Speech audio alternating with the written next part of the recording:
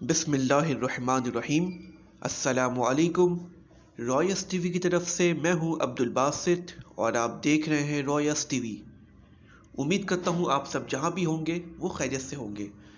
तो नाज़रीन किराम, एक इंतहाई अहम न्यूज़ आप सबको पता है कि सुप्रीम कोर्ट ऑफ पाकिस्तान ने 14 मई को इलेक्शन कराने का ऐलान किया था। जी हाँ नाज़रीन किराम, पंजाब में 14 मई को इलेक्शन होने हैं और ये अनाउंसमेंट हुई है सुप्रीम कोर्ट ऑफ पाकिस्तान की जानिब से।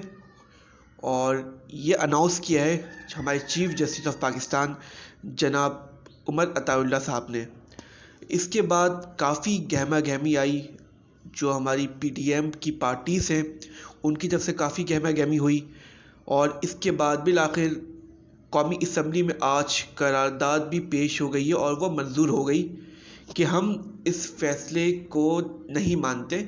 यानी कि इसका मतलब ये है कि वो 3 रुकनी जो बेंच बना था सुप्रीम कोर्ट का, वो कह रहे हैं कि ये बेंच हम नहीं मानेंगे क्योंकि 4 जजिस ने फैसला हमारे हक में दिया है कि इलेक्शन ना हो, तो हम 4 का फैसला मानेंगे, 3 जजिस का फैसला नहीं मानेंगे।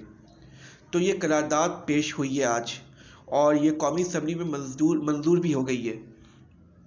तो नाज़रीन किराम, अब ये एक इंतहाई अहम एंड इंटरेस्टेड बात है। अब देखना ये है कि क्या इलेक्शन 14 मई को होते हैं या इलेक्शन नहीं होते हैं। अगर ऐसा ना हुआ तो ये तौहीने अदालत भी हो सकती है, क्योंकि ये चीफ जस्टिस ऑफ पाकिस्तान का फ़ैसला है और ये हुक्म ना माना गया तो फिर ये तौहीने अदालत पर जाएगा और नाअहल होने का ख़दशा भी है। तो देखते हैं कि गवर्नमेंट हमारी क्या स्टेप उठाती है, क्या होगा और ये इलेक्शन 14 मई को होने जा रहे हैं या नहीं होंगे। क्योंकि केपीके में भी तहरीक इंसाफ ने सुप्रीम कोर्ट जाने का ऐलान कर दिया है।